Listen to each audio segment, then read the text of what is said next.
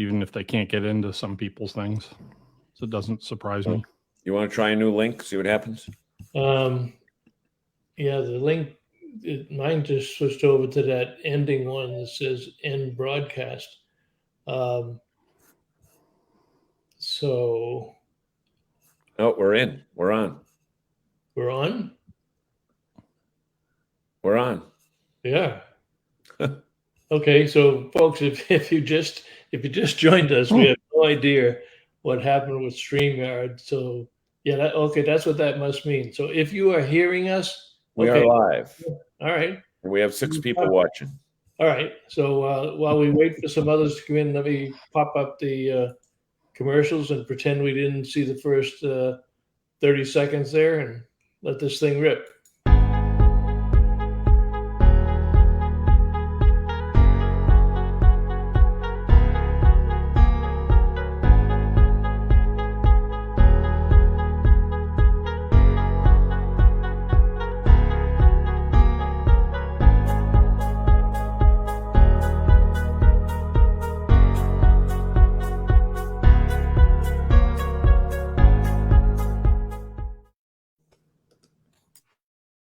Welcome to RVing in New England, the nation's only forum that puts you on stage with some of the biggest names in the RV industry. And now your hosts, John DePietro and Bob Zagami.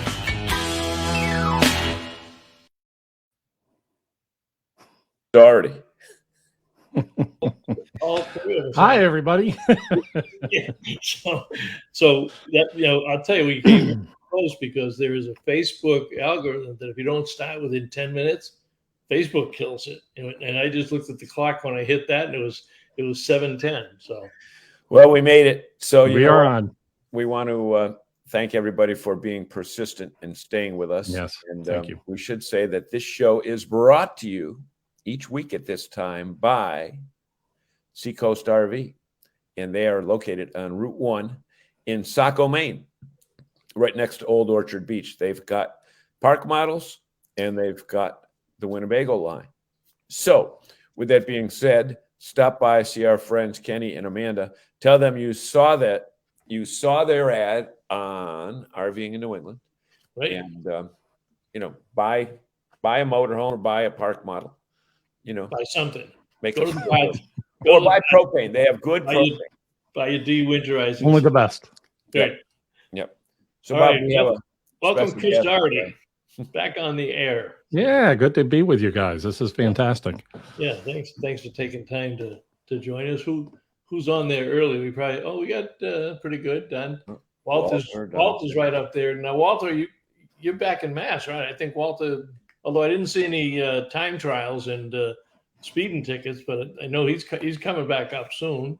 Dante, you got my email, so we'll see if I can proceed on that for you and make sure something happens for you there. Jim Convoy, how you doing, Jim? Jim's happy because we got 2 days forecast of rain. Yeah. 2 days forecast. I saw that, and so the announcement. I just want to say the announcement went out and said you can just call him Chris RV. Well, that came from Tim. I'll just have you know. So from now we call. I think Tim is a premium human. Chris RV, courtesy of Tim Christensen. Yeah.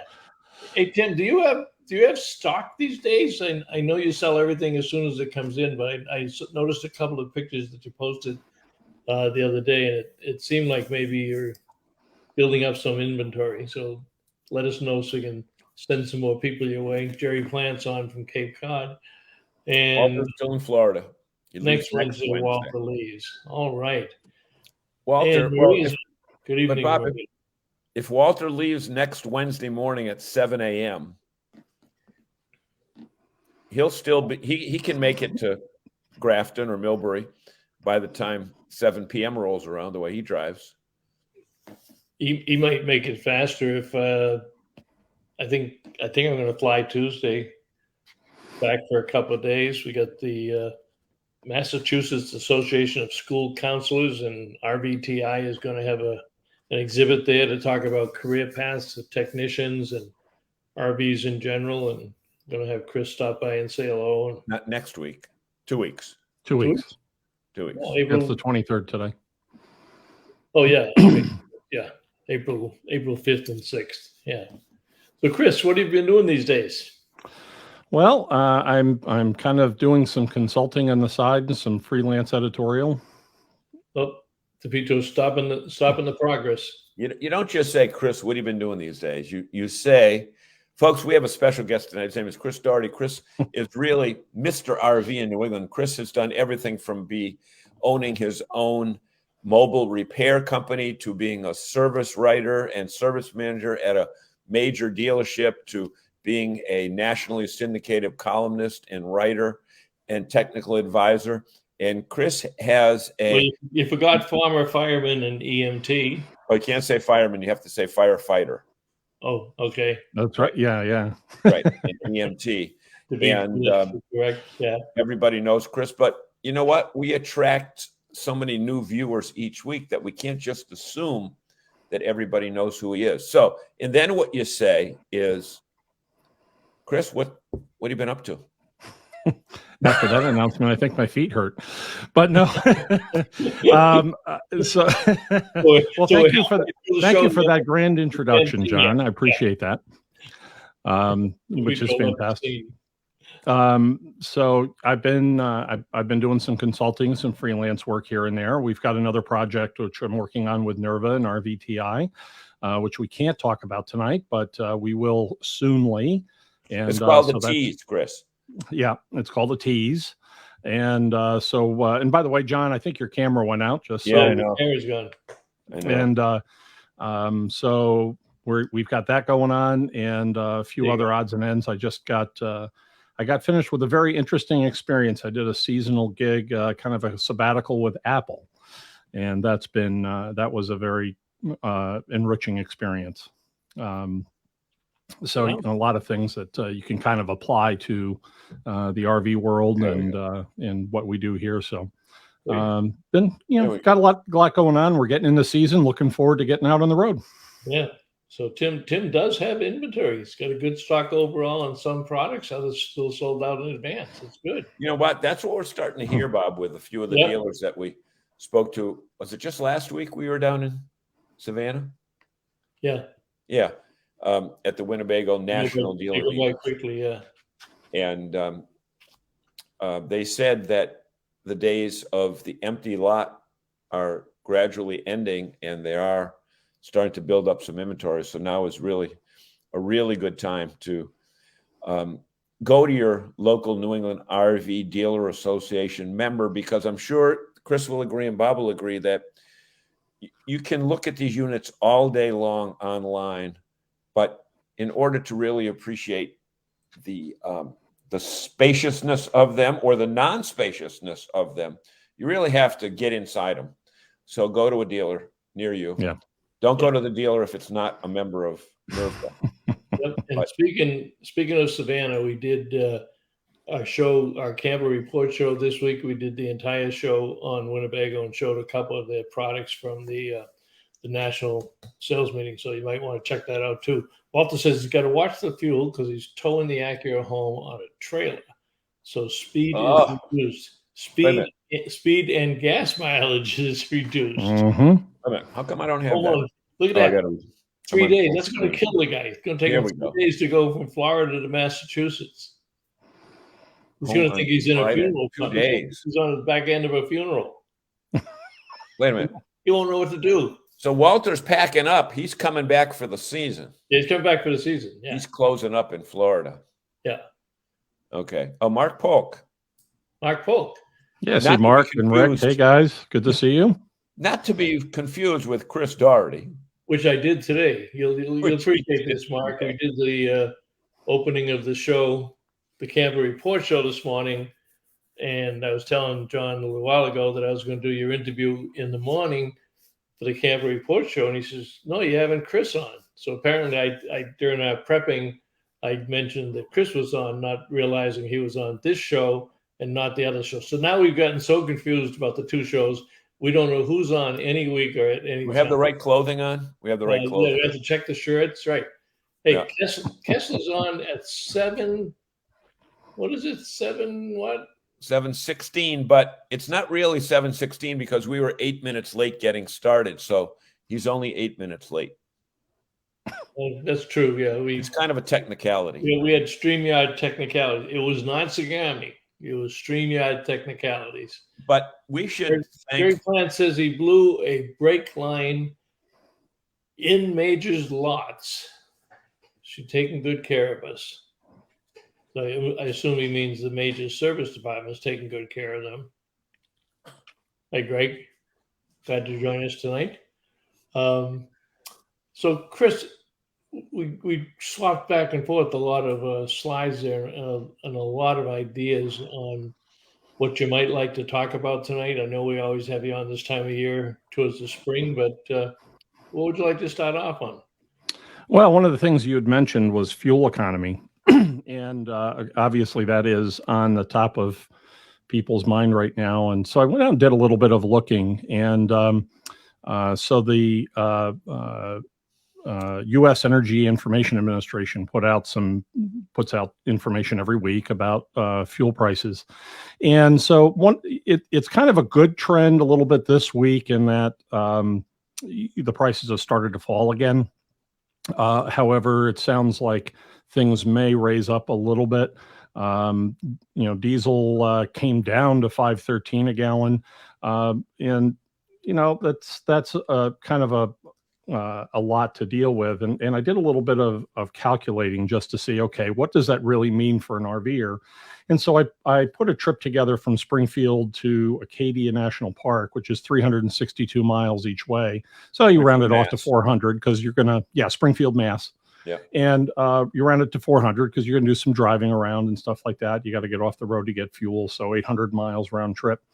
And so if you're doing 10 miles a gallon, it's about 80 gallons of fuel. And so you're looking at an increase of about 100, and if you're running diesel, about $155 for the same trip, and gasoline $110. So it's not necessarily chump change, but it's something that people can kind of figure out and plug into their trip. And some people will probably shorten up a trip to account for that, but it is a definite difference year over year.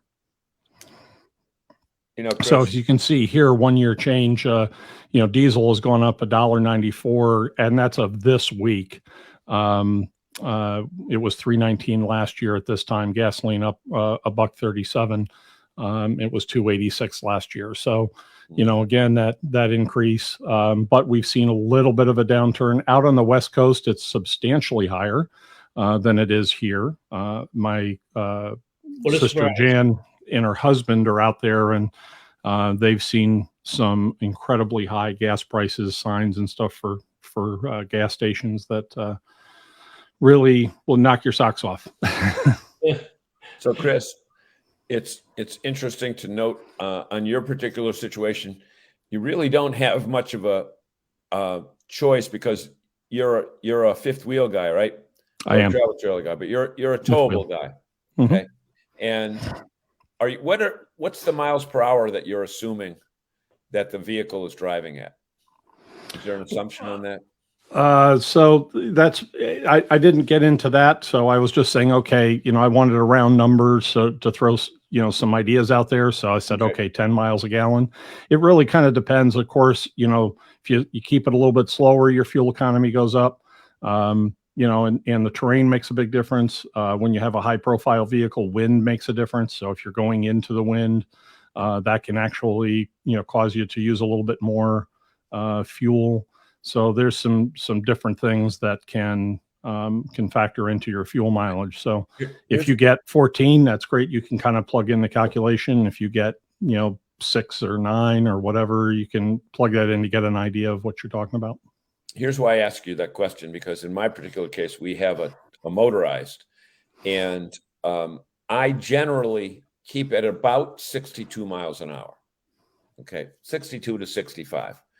But I see people pass me with these big Class A diesel pushers, sometimes hauling a car or hauling a trailer they have to be doing 70. And I'm saying, number one, it's not safe. And number two, what kind of a fuel economy are you getting? But I know that if I get up to 70, at least in my car, my mileage is at least 2 or 3 miles per gallon less at a higher speed. So I don't know if we'll get to the 55 thing again. When did we do 55s? Back in the 80s, when the national speed limit was set at 78 or 79. Didn't they start with 55 or something? Or was it earlier than that? I don't. I don't think you'll see any national changes on speed limits. Yeah.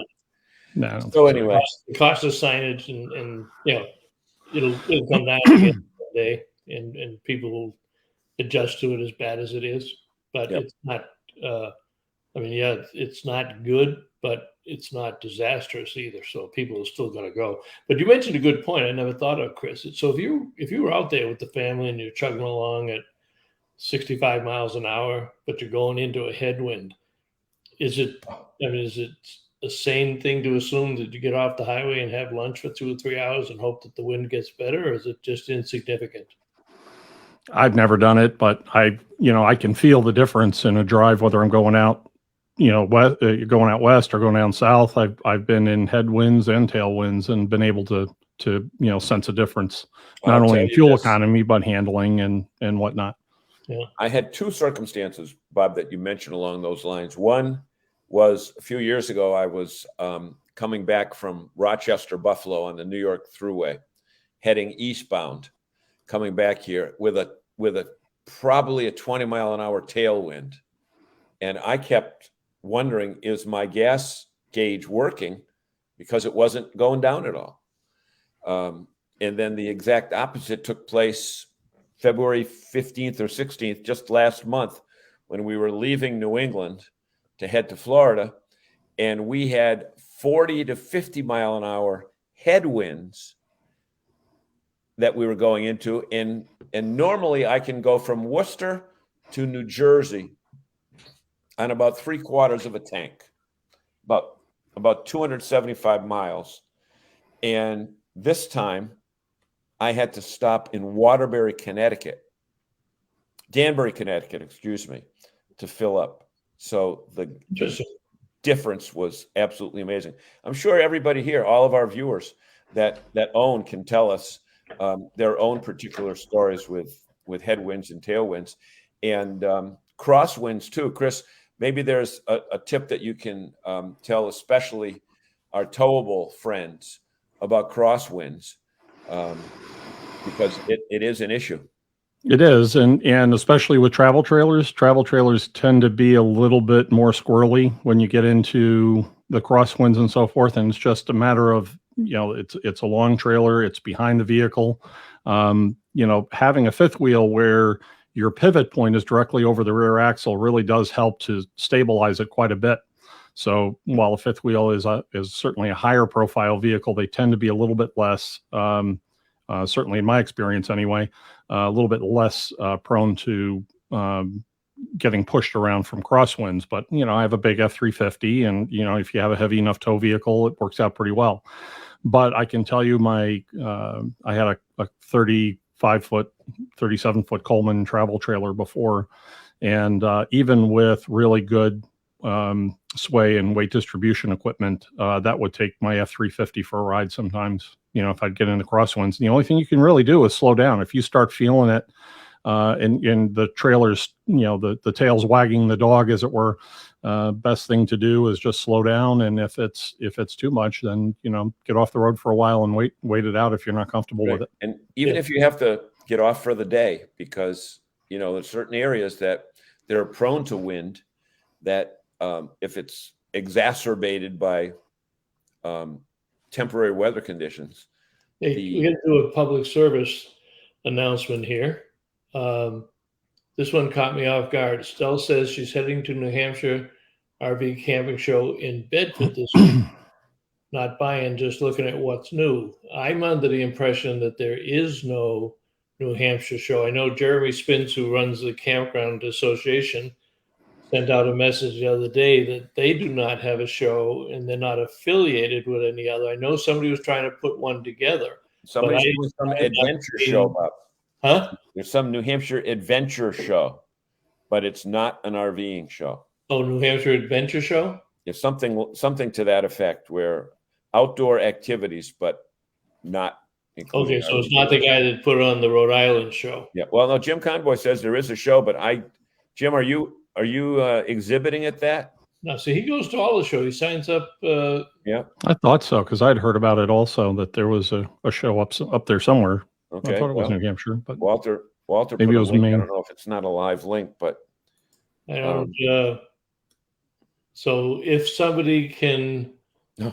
verify before Estelle takes, No. or Estelle, if you've got the link, if you want to post it. it's the same people as Rhode Island. March 25 to 27, 2022. New Hampshire Sportsplex, Bedford, New Hampshire. That's where the New Hampshire Campground Association show has Had been. been. So now he's calling this the New Hampshire RV show. I think that's going to cause a lot of confusion this weekend. So same guy as Rhode Island, Jim says. And you're not exhibiting, Jim? You usually hit all of those shows. Walter Burns. Guys, this is great information. Thanks, Chris and Bob. And see, John, you were an afterthought. See, notice how Walter says, thanks, Chris and Bob. And then, oh yeah, John's on there too. So if you notice, he put that up at the time when I was speaking so intelligently about slowing down. Oh.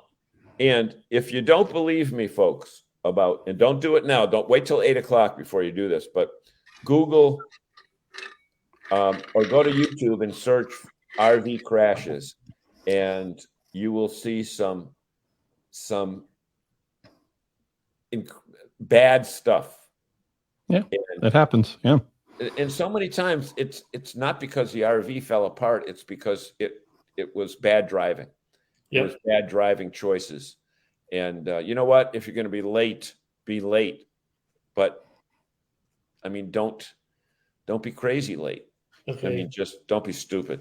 Jim Dealers. posting. There is, in fact, the main show up at Augusta for the Maine Campground Owners Association. That's up in the Norway Sports Arena, Norway Savings Bank Arena up in Augusta in 2 weekends. And then I think that is the last show of the year. Yep. So Walter had a comment. Let me see if I can bring it back up here. Boom, boom. Well, he had a comment. Fuel increases. Yeah. Yeah. And just so you all feel better, I just wanted to kind of show you this. My brother-in-law sent me this from California recently. That's not bad for California. $7.49 for diesel. Yep. $5.99 for regular gasoline. And that's pretty steep. And we of course haven't seen anything like that here. So I consider ourselves to be fortunate in that regard. So one of the things there's a couple of things we can talk about kind of all at once in terms of how's it going to impact you once you get to the campground. So keep in mind in open discussion, but campground site fees are one, demand pricing coming into the marketplace, and the cost of campground labor. We all know every service business is having trouble getting people. People don't want to work, and it's impacting service industries the most. So if you look at those three things, let's give us your take on it, Chris, and then we'll see who jumps in on the comments. So, yeah, absolutely. Well, obviously there are inflationary pressures all through the economy and around the world, and the issues taking place, have kind of for the last year, even or a couple of years. I mean, we had COVID, and that continued for a while, and then there was all the supply chain issues and things like that, which is a whole nother topic we could talk about on its effect in the RV industry. But what we're talking about right now, as far as inflationary pressures are concerned, is that the cost of everything is going up. I think in a lot of cases, people's pay is not matching that. I've spoken to a few people here and there who their annual raises aren't even close to, meeting what inflation is and the cost of living is. Yeah. And so that's going to have an effect on it. And the fuel issue is just even higher because of the situation, of course, in Ukraine, and the fact that Europe has taken, has pushed back the oil from Russia. Now there is, their demand has increased from the supply that the rest of us get our oil from, and that's why it's affected us here some, from what I've seen. But so yeah, everything is going to go up. Yeah. Okay, Chris. Now, Walter had mentioned the other issues: campground fees, fuel, and food. But 2 weeks ago, when I was at the Mohegan Sun RV show, promoted by our friend Joe Gonzalez, who also does the Hartford show, I specifically asked RVers, will the price increases in fuel impact your traveling? And all of them, not at all. I've waited all year for this. I'm going. I don't care what it costs. We're in it for the long haul. Okay. Well, there was an editorial. I didn't pull it out, but there was an editorial, one of the major newspapers, that the author was arguing that all of these factors, the high cost and whatever, is actually going to increase RV sales. Because when you stop and think about it, we've had this demand now for 2 years, and we've built awareness of the industry and awareness of the RV lifestyle. So there's a lot of people that are in the marketplace right now. And we just went through 2 years of not being able to find the coach that they want, waiting, 9 months or a year for it and what have you. So that there is a built-up demand, and you're shaking your head, Chris. Are you hearing that? Or I thought it was a great article, the way he approached it.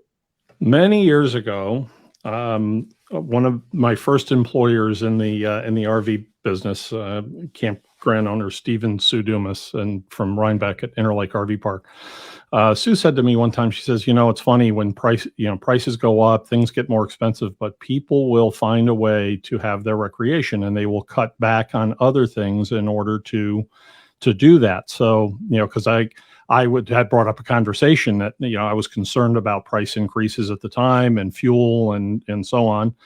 And she said, people will find a way to do it. You will see that. And as you go forward, and the RV industry was on a pretty good 7-year cycle there for a while of ups and downs. And I've always remembered that. And so what you have here, I think, is people love the lifestyle for sure.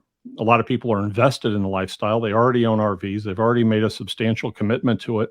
And so, and that was kind of my point in bringing up the trip up to Maine, was that, okay, it adds $100 overall to your trip this year, in that particular case, but you can find a way to make that work. And, and when you think of it that way, Chris, that's the one night you may have taken the family out to a restaurant. Exactly my thought.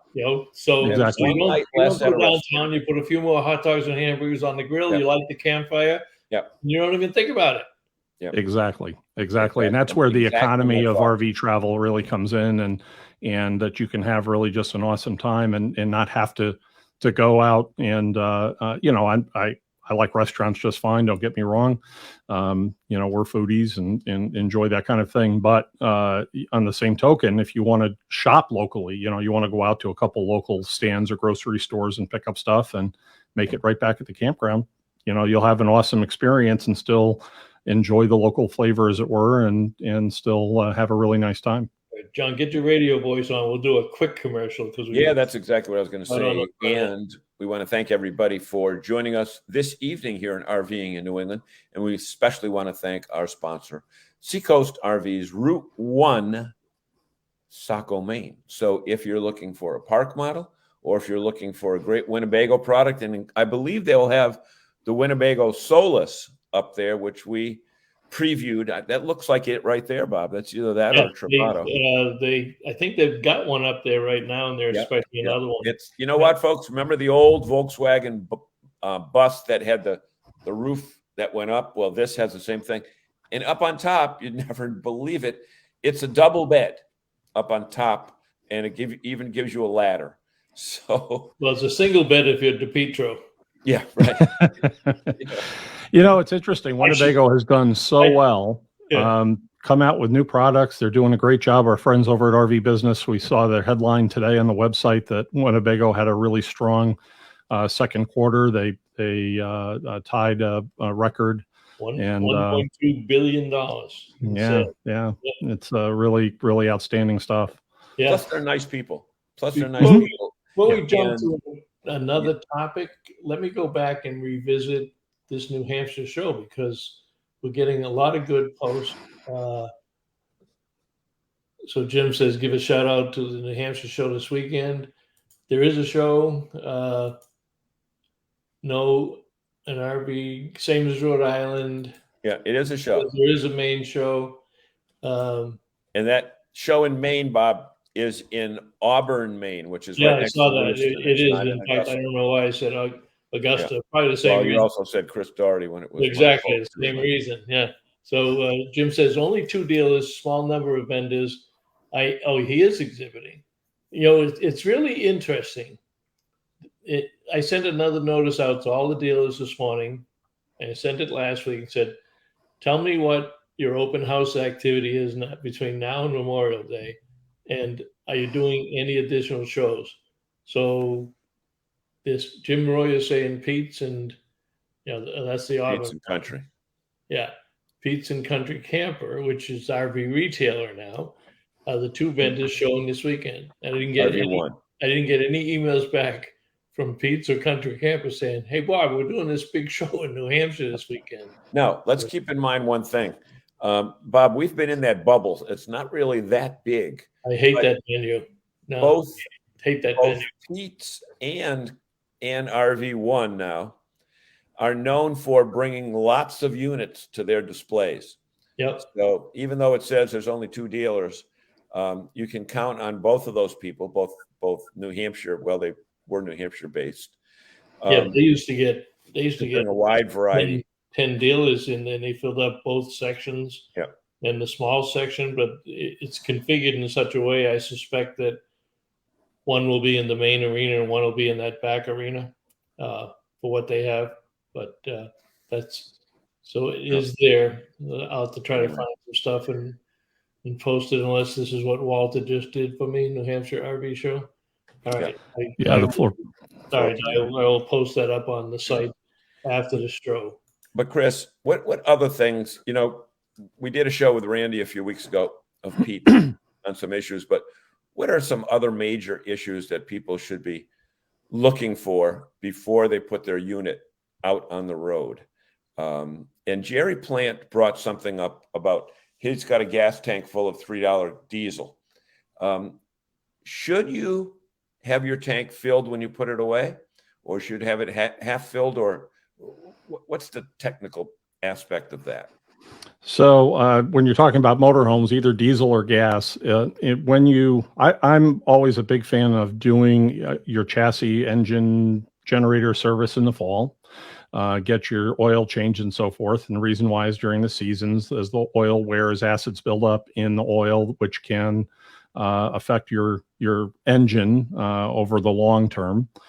So it's always better to store it over the winter with fresh oil in the engine, and then have your fuel tanks filled, and then put in an additive. So with gasoline, something like Stable, and then a diesel additive, which will keep the diesel fuel from gelling, as well as growing biologics, so algae and the like. And that's the best way really to store it. If you have a half a tank of fuel, you know how it is. We have warm weather, then we have cold weather, and we have warm weather. And some people can end up having condensation issues in their tanks if they're low on fuel. And so it's better to keep it filled if you can when you go to put it in storage. And I've practiced that. I've had diesel and gas motorhomes over the years, and I've tried to practice that, and it's worked out pretty well for me. And the diesel additives, you can get at auto parts stores or truck stops. The truck stops always have them. there's a number of different, brands that are out there, but you want to give it an opportunity to mix in. So you put it in before you fill the fuel tank and then drive the coach a bit to make sure that the treated fuel gets through your fuel filters and, through the injectors and everything in the system. So how about during the regular season when you're using it? Do you still recommend a additive? Not really. And there's another thing with diesel fuel too that's important, is that as you get towards the colder season up in the northern part of the country, as they start switching over to a winter blend mixture on the diesel. So that's another reason why as you're getting towards the end of the camping season, you want to try to run your fuel down, and then you're going to fill it up with the winter grade. And that's just going to help prevent any gelling or any problems, especially if you have to start your coach during the wintertime. Okay. Jerry mentions a certain brand, Bob, down there. House is good. Yeah. There's another one. I think it's Diesel First Aid or something like that was one that I used. I used to get it at Flying J. I'd pick up some, when I was out on the road, and then have it for the season when I got done at the end. Or now, and same with your generator, by the way. So make sure, if you put an additive in, you want to run the generator for a while, under 50% load at least. Make sure that you get the fuel through the fuel filter, if it has one, and then get it into the system so that you're a power service. That was power service is another one. That's a good one too. And Greg says diesel 911. Yep. So Frank is saying pricing at the Mass State Park, camping $36 and change per night. That's not bad though, considering what some of these, we're seeing some of these campgrounds up getting very close to 100 or over $100 a night. Many of them will be over 100 this year. Yeah. We've done a little bit of looking, Karen and I have, on finding campgrounds for the year, and we have a favorite place in Bennington, Greenwood Lodge and Campsites, which we love those guys up there, and so we always plan on. Huh? Why do you like it? We like it because it's like it's kind of like a state park in a way. It's quiet. It's actually, they have the main building is facilities for the campground, kind of a campground office and a hostel. And then they have a number of sites around. There's no full hookup site, so it's water and electric. There is, a dump station, but there's miles of trails around it. It's up in the mountain. We got a site right by one of the ponds there that is just gorgeous, and the Shays always just do such a nice job with it. When we get to go away with the RV, we like quiet, and that's been kind of our thing. Rustic and quiet. Rustic and quiet, but I will tell you this: they've been doing some upgrades, so they have 50 amp service. They have great Wi-Fi. Which is, and they have repeaters up through the campground area. So, if you need to stay connected, you can. So I go up there and work, and that's fine. That does a nice job. And it's, 10 minutes from Bennington, downtown Bennington. You go the other direction and head towards Brattleboro, and it's a nice area. Okay. While you were speaking, Jerry brought up a very interesting point. And maybe no reindeer games. Getting fuel at a Flying J versus mom and pop. Now, because they turn the fuel quicker. When you go to a small town, such as northern Vermont or northern Maine or, the Adirondacks, there are general stores that have a couple gas tanks out front and, the newspaper and, everything. That probably don't pump as much gas. Would you agree with Jerry on that about getting gas at a fast? Yeah, he's talking more along the lines of diesel fuel, and so and as far as diesel is concerned, especially before you store your unit, I would have to agree that it's better because, again, when they're turning over fuel, not only are you getting fresh diesel, but then when they make the switch over from a summer grade to a winter grade, it's a quicker, you're going to get that winter grade fuel. Places that don't sell as much diesel,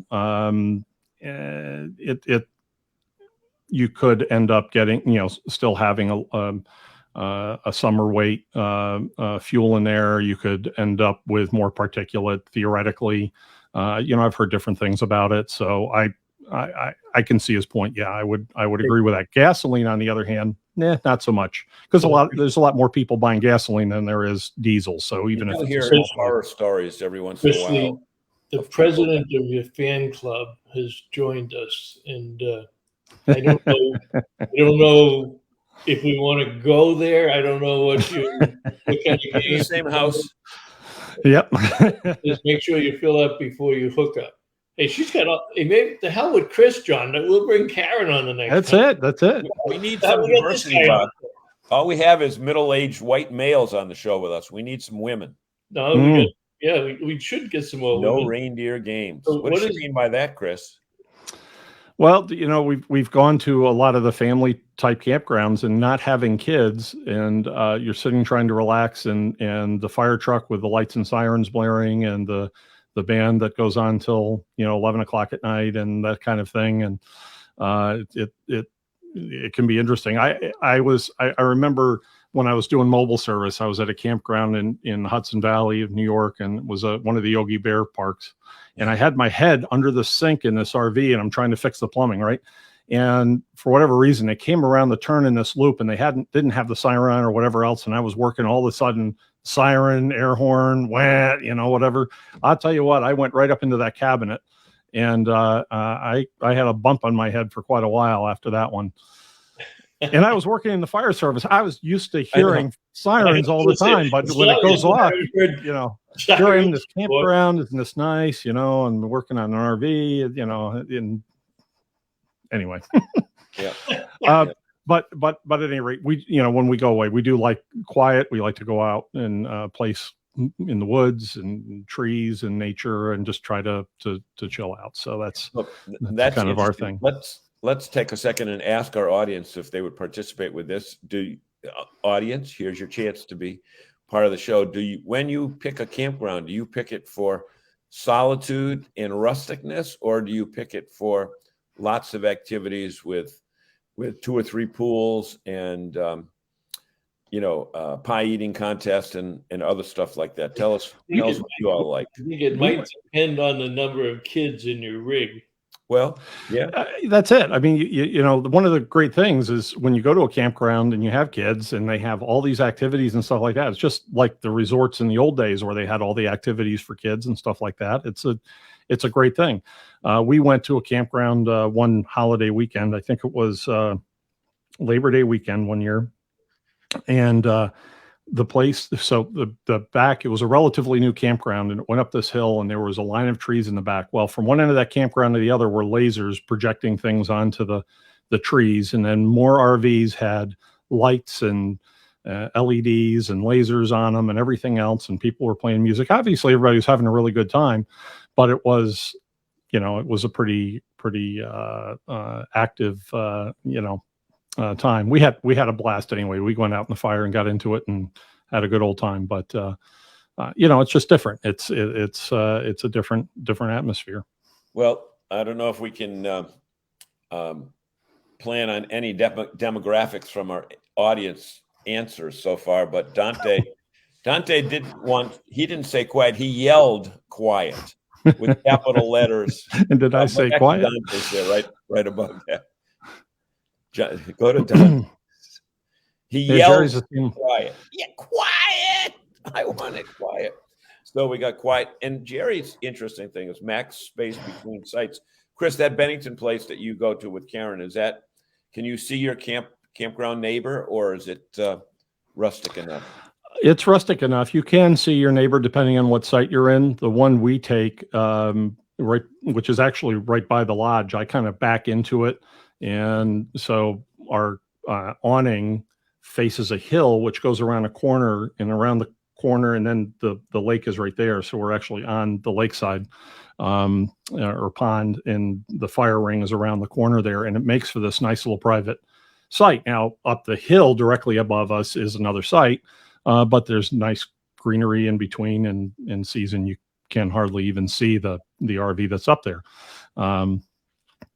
So it's nice. Beyond that are tent sites and stuff like that. And most people are pretty decent. The site that we take is almost a direct line to the tent site. So we do have a lot of people from the bathroom walking across our site and to, take a shortcut or whatever. And we can talk about, campground etiquette, but I think we did a whole show on it last week. maybe with all the newcomers, maybe we ought to squeeze that Right. in before Memorial Day also is doing a campground etiquette, because the stories are getting worse. New campers don't know what they're supposed to do, and the dealers aren't telling them, and the campgrounds aren't telling them. And well, Bob, not only, and we found this out when we visited our friend up at Bailey's, Galen, last year, at the end of last year, we said, hey, did you have any issues with new campers? And there were two issues that he brought up. He said, we had to call the, what town is that in? It's not Old Orchard. Scarborough. They had to have the Scarborough police there a couple of times because people don't know the rules about quiet hours.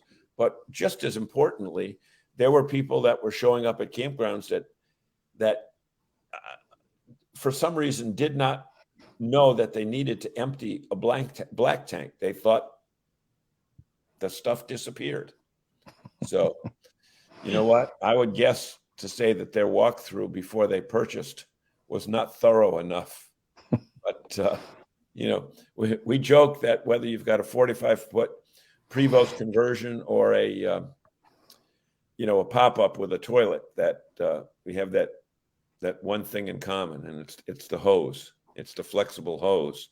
So anyway.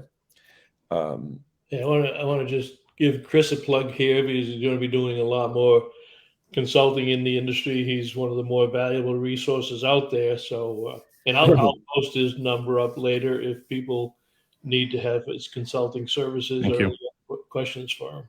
And he's got a cool logo too. Nice logo. I love the logo. Yeah. Thank you. Yeah, I remember when I designed that, Bob, I sent it over to you. Say, hey, what do you think? You were pretty excited about it. Of course, I can't. I have to say, my wife said first time she looked at it, she says it looks like the handle of a shovel, and I haven't been able to unsee that since. And that's that's because I'm digging in and I do what I got to do. That's I see a C for Chris and a D for Dougherty. I don't know how you'd get a K for Karen in there. So I think you lose that argument. I don't see how you make K Dougherty out of that one. That's it. Yeah. Ryan has showed up. Ryan showed up. What the hell is he waiting for? Ryan is on still. He doesn't realize they had switched it to Eastern Standard Time. Oh, there you go. Yeah, Eastern Daylight Savings Time. Mine's in the other room. I tell you, the guy's got one of the best hats in the business. Isn't it, Chris? It is nice. It is nice. Yeah. Where'd you get it? And of course, I have to say hi to everybody. So I have my Tim's RV. Let's see if I can get it here. Yeah. Intech shirt too. So well, now that's interesting, Chris. Because John, do you have a Tim shirt in your collection? I don't think I have. I don't. I have a. We got the Silver Moose. Oh, there you go.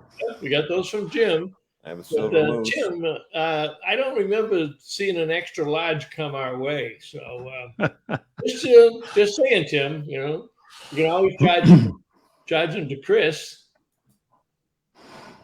He's been waiting for you to show up. Yeah. That must have been, no, that's Tim. Tim probably walking. Right. Tim. Yeah, he's Ryan does it right. Ryan. Nice hat. Just got home from work. Just got home from work. Oh yeah, now he's got an extra hour of daylight. So absolutely. This is the season. An extra hour of revenue every day. Yeah, exactly. Yeah. And summer comes along, you work till 9 o'clock or 9:30, and that's the summer, man. And then you want to head for the campground for the weekend. Yep. We should also tell people, in addition to campgrounds, that this might be the best time ever to join Harvest Hosts, because for one annual fee, you camp for free. Now, again, you're not going to camp, for a weekend at one place. You're not going to camp for a week at one place either. But if you're a traveling person, like in 2 weeks, April 3rd. No, a week from Sunday, I have to go back. Not I don't have to go back. I'm flying back to Florida. So it cost me $75 to fly from Worcester to Fort Lauderdale. And it'll cost me $500 in fuel. Did you say 75 from Worcester to Fort Lauderdale? Yep, nonstop. What are you flying? Spirit? Yeah, no, JetBlue. Nonstop. Now, a week later during spring break, it's $700. Wow. But that's, again, there's a case of dynamic pricing. Yep. And, you know, and who else is doing dynamic pricing, John? Hey. Bob and I were in Savannah last week, and I just happened to check the price of the hotel that we were at. And for that particular night, it was going to be $711. I'm saying Savannah, Georgia, at this time of year, $700. Little did I know that 2 days later was the second largest St. Patrick's Day parade in the United States. So that's why they can command that pricing. So folks, you celebrate St. Patrick's week. I mean, right, week. The Fairfield Inn was $350 a night. Exactly. You know? Exactly.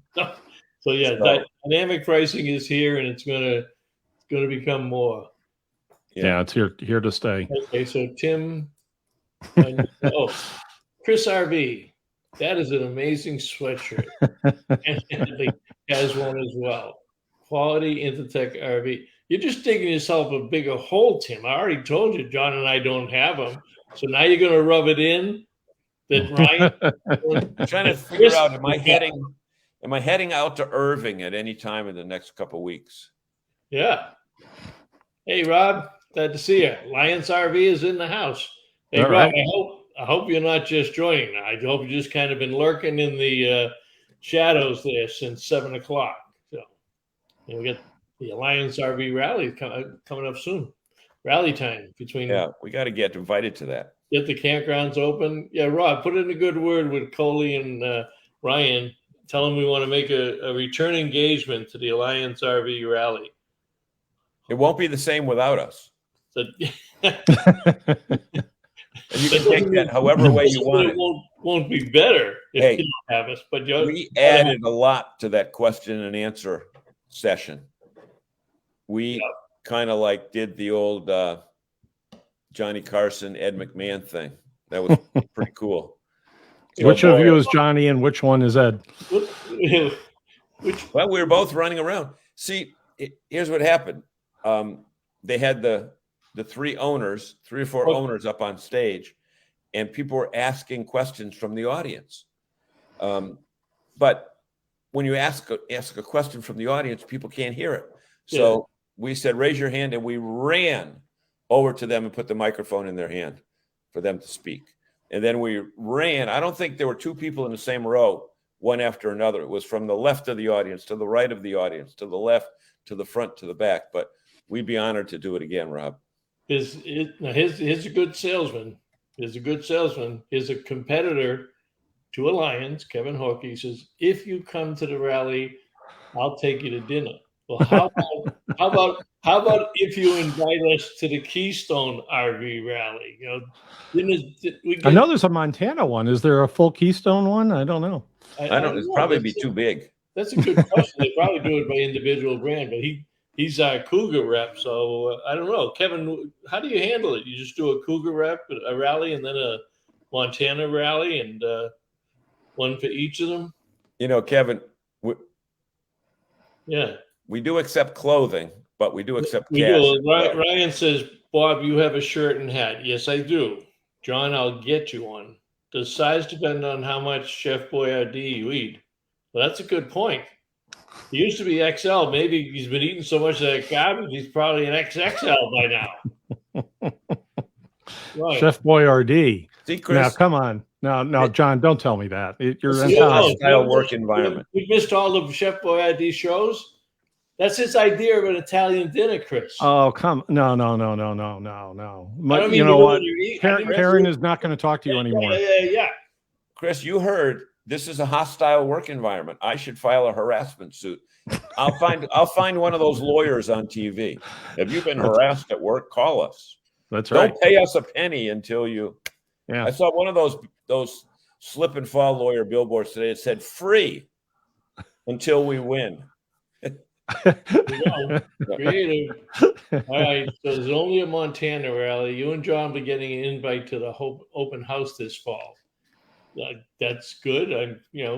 That and 50 other ones from people in Elkhart, but we appreciate it, Kevin. When is the Montana rally? Kevin, when is the Montana rally? I have yet to see John wear the 2XL shirt I gave him. Doesn't fit?